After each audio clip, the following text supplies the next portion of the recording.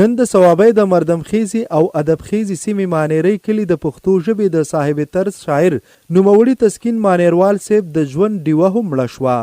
د دوی په جنازه کې د پښتو ژبې د سترو لیکوالانو نه علاوه د ژوند د هرې طبقې خلکو په لوی شمیر کې ګډون وکړو. نور تفصیل د اباسین ریډیو همکار حیات اقبال حیات په دې خصوصي رپورټ کې.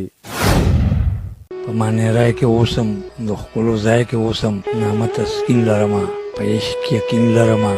دا خوږ غږ د صوابۍ د مانیرۍ کلي د پښتو ژبې د نومیالي شاعر تسکین مانیروال صاحب دی چې نن د تل لپاره خاموشه شو. جنازه په کوزه مانیرۍ صوابۍ لختي چم کې ادا کړې شوه. په جنازه کې د پښتو ژبې د شاعرانو او ادیبانو نه علاوه د ژوند د هرې طبقې خلکو په نمجنو سترګو ګډون وکړو. د دې صاحب طرز شاعر او رومان فکر لیکوال شعري مجموعه چې څه خوش صحراوي په نوم منظر عام ته راغلې ده. نوموړی د پیشې په لحاظ د سکول استادو د خدای بخښلي په ذات کې د تخلیق د سرچینې سره خدا پرستی او انسان دوستی هم د شعر په ژبه گویا و. د تسکین مانیروال صاحب د فکر و فن او شخصیت په اړه د عوامي نېشنل ګوند د مرکزی کمیټې غړي او لیکوال انجینیر اجاز یوسفزي خپل خیالات په دې ټکو کې څرګند کړي دي. نن تسکین مانیروال هم د شعر د تودې مهرینا د تسکین په لټون د اسمان په لوري والوت او د اسمان ستوري زیات شوی وو. یو ستوري په لمن کې د اسمان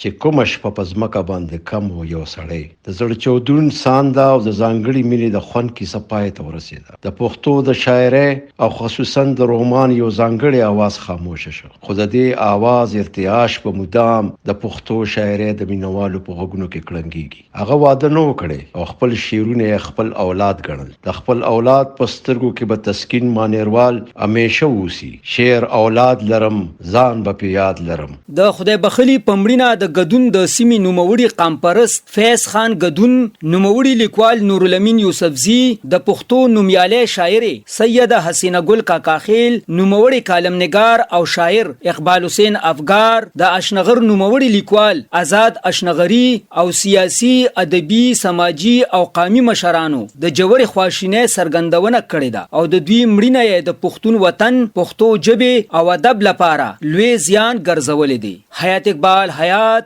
ریډیو اباسین نیټورک، شب قدر.